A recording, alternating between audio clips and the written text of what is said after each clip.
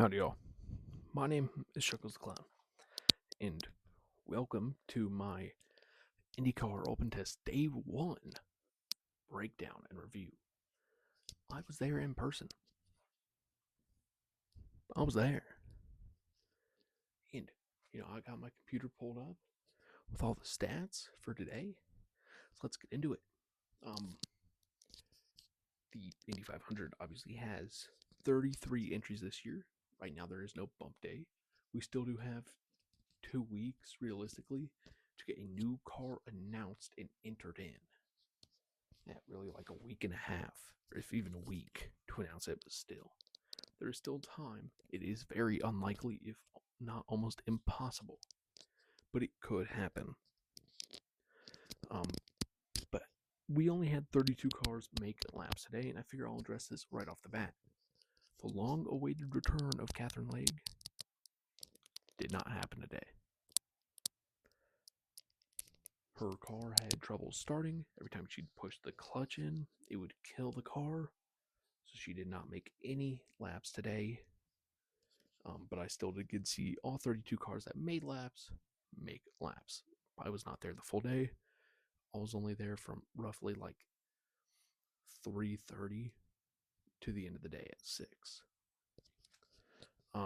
It was very windy and a pretty chill day. Like if you weren't in the sun, you were starting to get the shivers and the shakes near the end of the day. And I was working outside the other part of the day. And I'll tell you, it wasn't necessarily cold. But day one's always interesting because we have the rookie orientation and we get to see who really excels and takes that step first. And I did listen to the broadcast earlier in the day, so I can tell you a bit of what I heard and saw. And we also had the veteran refresher. But before all that, during the normal practice section, or the veteran session, at the beginning of the day, there was one incident. I mean, Joseph Newgarden ran the fastest in that section, but that doesn't matter at all.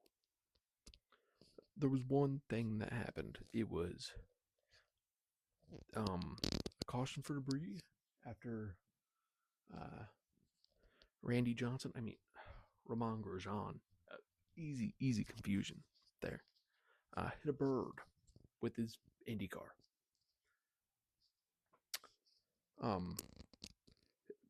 His car had to be cleaned after. He got sucked into the air vent. He had blood blown all over his helmet and suit, and the interior had feathers and stuff. They had to clean it all out. It was a very rough process, but a bird was hit. So that was rough. But let's see what else happened here. We'll go ahead and talk about the other incident of the day. Christian Rasmussen at like roughly 5:30, a little bit later than that. There was less than 30 minutes left in the practice session. He's already moved in the infield to grab a kebab. Get a kebab while you're at the track. It's good. Christian Rasmussen came to a stop, and the exit of turn 2, he was very slow through the turn. He was exiting pit lane, I believe, because he was on the service road, and just sort of came to a stop. It was with a loose right rear wheel. The car was undamaged. They had to tow it back through the infield. It was cool to see. But, it sucks to be them. But if you're going to have any incident, and obviously you don't want to have any at all, first, that is the incident you want it to be as long as it's not on race day. And second, that's being during the open test isn't a terrible thing for them either. Like, yeah, it sucks, but you still have so many more practice sessions. And even one the very next day to use most of that data on, and 2 other teammates with data.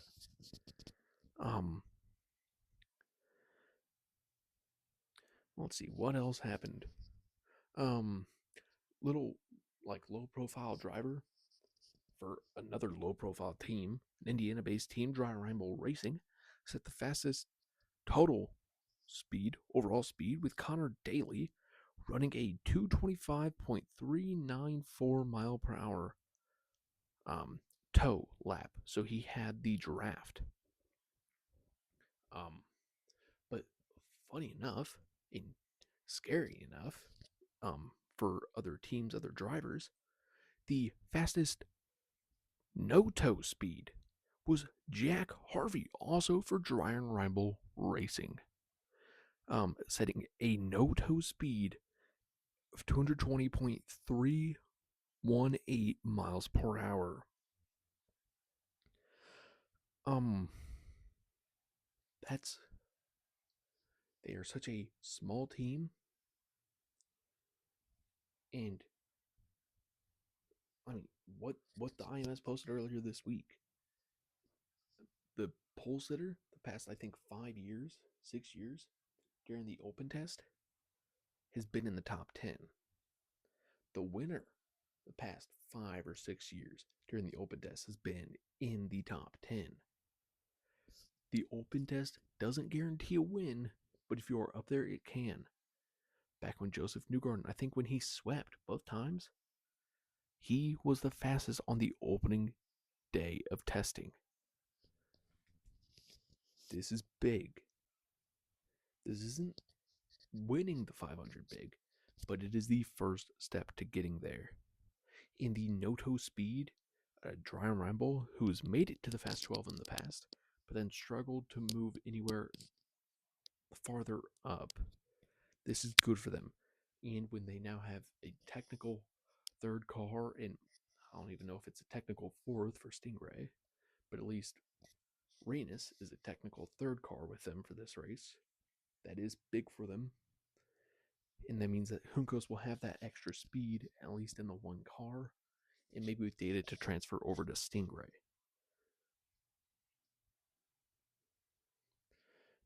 But let's take a look at the actual practice results. I'm going to move down the list, starting from the fastest. So the number 23 car of Connor Daly, like I said, he set a 225.394 mile per hour lap. He only ran 40 laps on the day. That is one of the lowest. I'm looking down the list right now to see. Stingray Rob ran 25, but he switched an engine. Kirkwood ran 41. Yes. So unobstructed, no issues whatsoever. Connor Daly only ran 40 laps on the day. Kirkwood ran 41. He's near the rear. That's even more concerning if I'm looking at this Dry Ramble team. He ran 40 laps over the course of, 8 hours.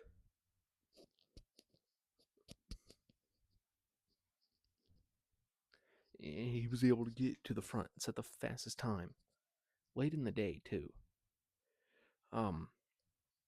In second, third, fourth, Unks still got it. In second, the 06 car of Elio Castroneves, posting a 225.200 mile per hour lap. He did 77 laps. I'm not going to do the speed, but those were the only in the 225s. Then Takuma Sato in the 75 car, or 75 Honda, did a 224.800 on 92 laps. Takuma Sato ran half of an Indianapolis 500 today. That's a lot of laps.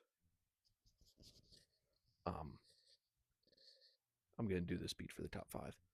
Scott Dixon in the number 9 Honda put up a 224.564 fastest lap on 46 laps. So another low lap day for Dixon, and he's in the top 5. And then Rossi in the 20 Chevrolet put up a 224.367 lap time on 67 laps. All right. And then in 6th, a surprise, Romain Grosjean in the 18. In 7th, David Malukas in the 12. In 8th, Scott McLaughlin in the 3. In 9th, Joseph Newgarden in the 2. And in 10th, Will Power in the 26.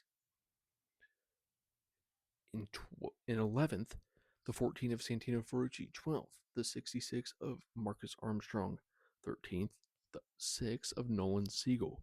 In 14th, the fastest rookie on the day, Dennis Hauger. He set a 222.78 mile per hour lap on 95 laps. Kyle Collette, with what appears to be the most laps ran on the day, 138 laps with a top speed of 222.102 miles per hour. Then the 10 car of Alex Palou down in P16. P17, the 5 of Pato Award. P18, Ryan Hunter Ray in the 31. P19, the 76 of Arenas VK. In P20, the 24 of Jack Harvey. P21, the 33 of Ed Carpenter. 22nd, the 7 of Christian Lundgaard. 23rd, the 45 of Louis Foster. 24th, the 8 of Kevin Simpson. 25, the other rookie, one of the third of four rookies, the 47 of Mick Schumacher. He set a 220.781 mile per hour lap on 99 laps. Wow. In 26, the 77 of Stingray Robb. In 27, the 28 of Marcus Ericsson. In 28, the 27 of Kyle Kirkwood. In 29th, the 60 of Felix Rosenquist. In 30th, the 21 of Christian Rasmussen. In 31st, the 51 of Jacob Abel, who they had their own issues because they set their fastest time in the rookie orientation process / refresher. So at the end of the day, they were out there doing install laps when I saw them making laps. And in 32nd, the 15 of Graham Rahal, setting a 219.331 mile per hour lap. Okay, I'm going to go back through and highlight the 3 Dry Rumble and I guess the other Juncos car. So the slowest out of the Juncos Dry Rumble Chevy camp, it's going to be Stingray Robb. He's in 26. With a 220.773 lap. Then you move up to P20 for Jack Harvey in the 24 with a 221.334 lap. Then in 19th for the 76 of Arenas VK for a 221.494 lap. And then all the way up to P1 to Connor Daly for a 225.394 lap. This is very confusing because how and why are their speeds so varying? Obviously, VK and Harvey must be on similar setups. But why is Daly so much faster? Well, first, Daly spent a lot more time pack running. For Harvey and VK, they are more focused on getting the outright speed in the car first and then focusing on running in a pack. If you do not have pack speed, you're right, you won't have race speed. But also, if you're starting back in the 8th row, 9th row, race speed won't necessarily help you. Qualifying speed helps a heck of a lot. It's a lot easier to stay up front if you start near the front. So I think that's part of what VK and Harvey were doing. Also, it's only day one. Harvey's been with this team for 1 year now. This is VK's first ever 500 with Juncos and first ever 500 with Dry and Rainbow. That takes a lot. Connor Daly was with this team 2 years ago, and he was with Juncos last year. He's working with two very familiar groups of people at this track. And like I said, he was running in the draft. A good chunk of his 40 laps out there. Then the last rookie I'd like to highlight, even though he was second quickest out of the rookies, Dennis Hager was faster, but Kyle Collette really focusing on getting the laps in there. 138 laps on the day. The fastest car had the second lowest, the lowest who appeared to actually be putting as many laps down, or consistent laps down, not the 25 of Stingray, because he wasn't out on the track that much.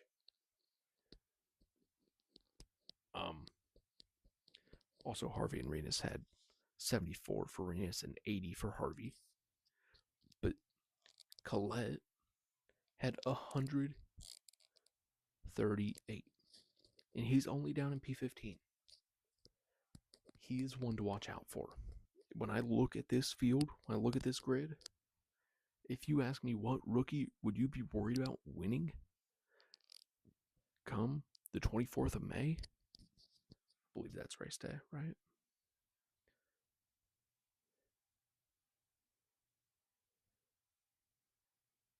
Yeah, come the 24th of May, I'm going to tell you straight up right now, my rookie performer is going to be Kyle Collette.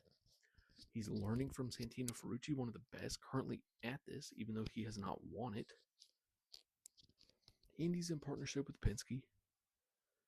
And he went out there, he was the first done with the rookie orientation process. And he found that speed quick.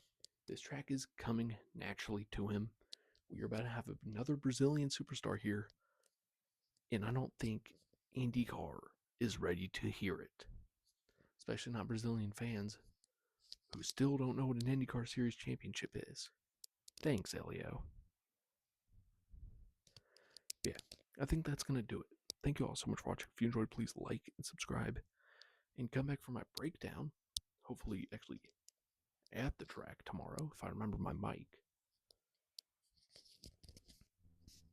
Of everything that goes down in practice section 2. In any incidents that happen, I will try to get footage when they happen. Thank you all. Hope you have a good one. Good.